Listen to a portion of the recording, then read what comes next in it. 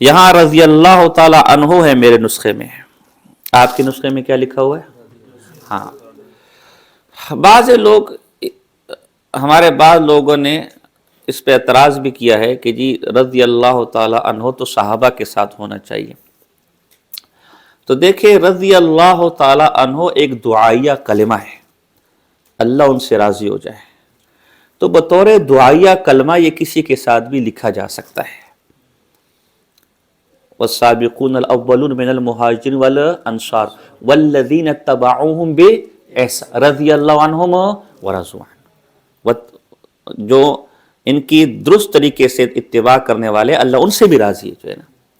چنانچہ صاحب ہدایہ آپ کو جگہ جگہ ملے گا کہ وہ امام صاحب کے ساتھ رضی اللہ تعالی عنہ لگاتے ہیں۔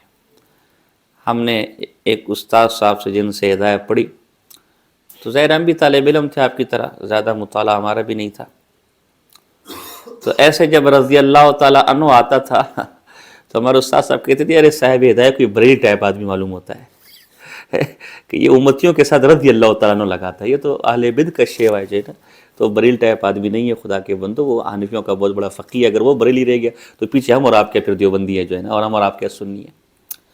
تو یہ بطور دعائیہ کلمہ آپ کسی کے ساتھ بھی لگا سکتے ہیں۔ چنانچہ بعد میں مجھے حضرت ملا علی قاری رحمہ اللہ متوفہ 1014 ہجری کی شرح شفا جمع انوار القرآن میں مدرس تھا۔ اس زمانے میں مجھے میرے تکرار مطالعے کی بھی ذمہ داری میرے ذمہ تھی، اس زمانے میں مجھے شرح شفا کے مطالعے کی توفیق ملی، اور اس میں انہوں نے یہ مسئلہ واضح کیا ہے کہ بھئی رضی اللہ تعالی عنہ بطور دعا آپ کسی کے ساتھ بھی استعمال کر سکتے ہیں، لیکن ہمارے عرف میں درود یہ انبیاء کے ساتھ خاص ہے، اور واقعتاً مستقل درود انبیاء کے ساتھ خاص ہے، اور رضی اللہ تعالی عنہ یہ صحابہ کے ساتھ خاص ہے، اور رحمت اللہ تعالی علیہ یہ عام امتیوں کے ساتھ خاص ہے، لہٰذا اسی کا استعمال کرنا چاہیے۔ لیکن چونکہ کتاب خاص علمی کتاب تھی، علماء کے لیے لکھی گئی، عربی میں لکھی گئی ہے، وہ چونکہ اس مسئلے کی باریکی کو جانتے تھے، تبھی یہ لفظ یہاں، یہ دعا یہاں استعمال کر لی گئی۔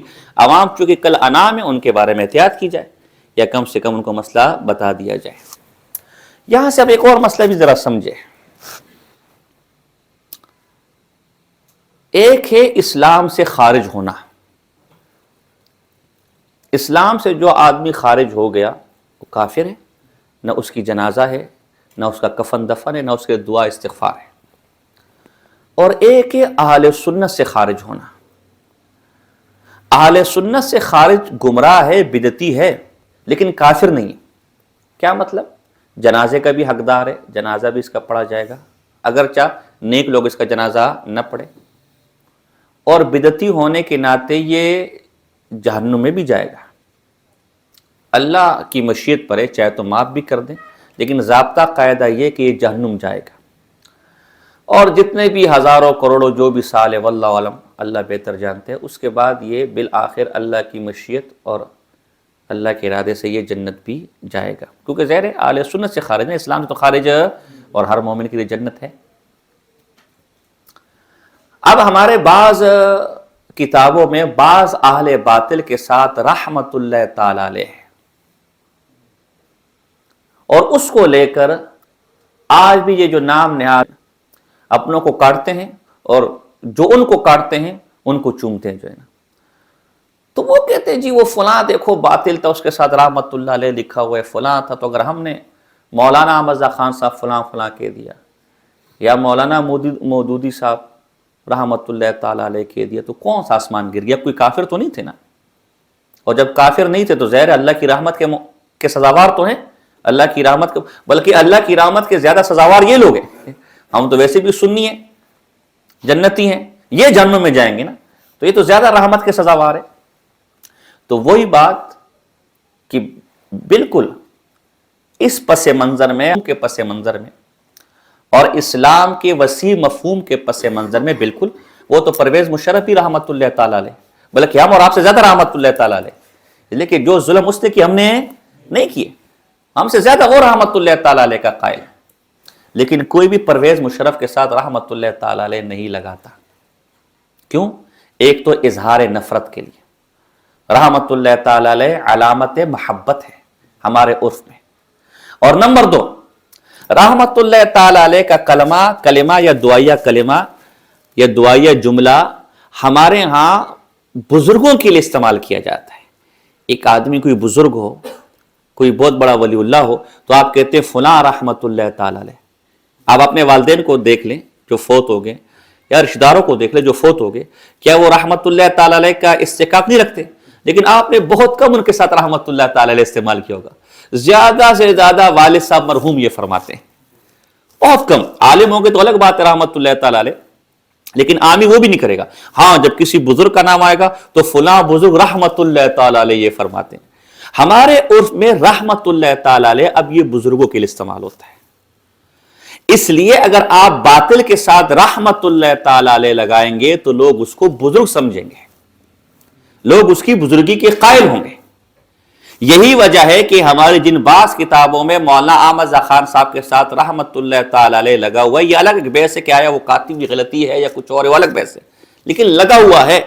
تو اہل باطل نے اس سے یہی استدلال کیا کہ دیکھو نا، اگر ہمارے عالم ایسے ایسے بے دین ہوتے تو تمہارے بزرگ رحمت اللہ علیہ کیوں لکھتے؟ یہ رحمت اللہ علیہ لکھنا علامت ہے کہ ہمارے حضرت جی بزرگ کیا کہتے ہیں۔ وہ الگ بات ہے کہ جب ہمارے آپ کے لوگوں نے ہمارے اکابر کے ساتھ رحمت اللہ علیہ لکھا ہوتا ہے تو کہتے ہیں یہ کاتب کی غلطی ہے، یہ کاتب کی غلطی ہے جو ہے نا، ان کو پتہ نہیں تھا جو ہے نا، یہاں بزرگی کی علامت ہے جو ہے نا۔